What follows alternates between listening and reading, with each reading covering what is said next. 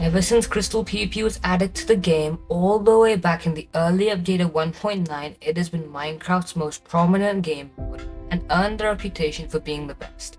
In this video, we'll talk about the history of Crystal PvP. In this video, we'll be discussing how CPvP has evolved in the Minecraft's most skilled game mode.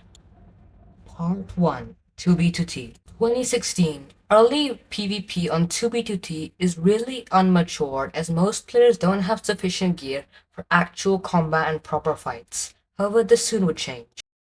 The skilled fighters of this era mostly used hacks like Velocity, Reach, and B-Hop. They mostly focused on sword PvP as it was the most prominent in the entire era. However, even in these early days of Crystal PvP, we can see something really interesting in FitMC's hotbar. He possesses end crystals. But how did we get here?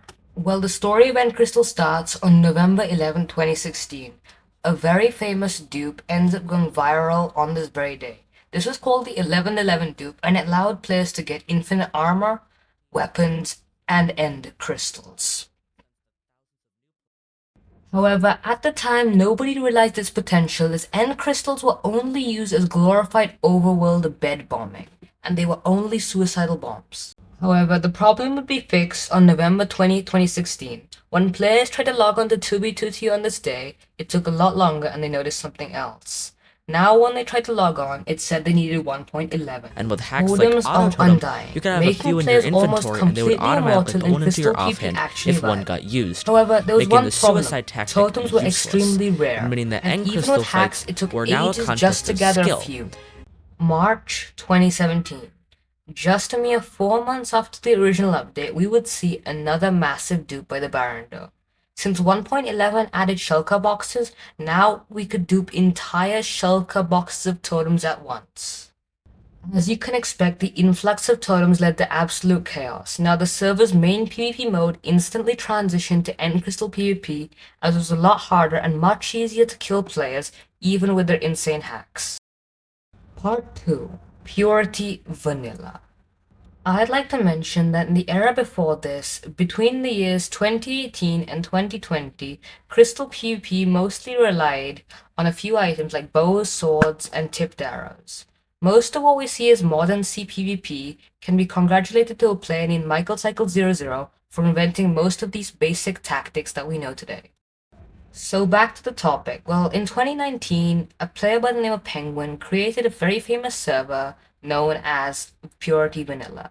Purity was a no-hack server that usually had around 40 players at its peak time, and even in a few months it gained a maximum of over 10,000 individual joins. Yeah, but how did this affect Crystal PvP? Well, Purity Vanilla allowed most of the best Crystal PvPers of time to get together to start team fights in the era of DEFCON vs CRA, which spawned in some of the best content creators as well as many of the best PvPs that we know today, including Marlow and Theo404. Content creators include Rasplin, Golfe, and even Droony. They also gave rise to one of Minecraft's best PvPers of all time, known as It's Real Me.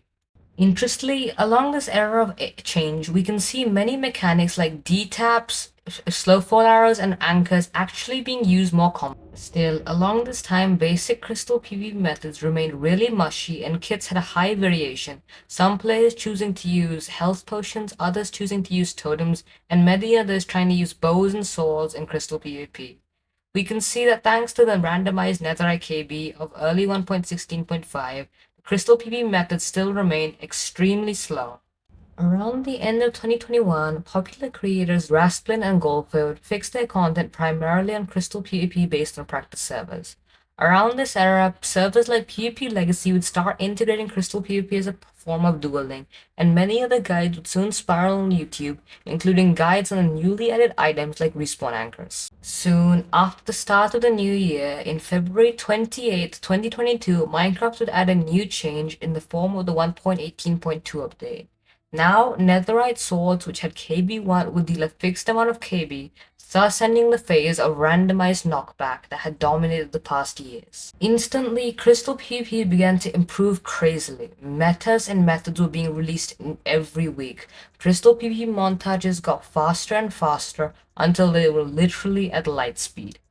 However, this new system gave the old gens a massive advantage over newer players, as the old gens were already used to equalized KB that had been dominating pre-1.16.5 versions. They had a much easier time with this new update. As a result, many new players, including high tier 3s, were demoted simply because they were boosted during this reign. December 7, 2022. We would get to see yet another massive change in crystal PvP that seemed almost heartbreaking for the players in the community. In 1.19.3, end crystals did significantly less damage, leading the players easily bypassing it by eating gapples for saturation. However, thankfully, this was fixed in the next update.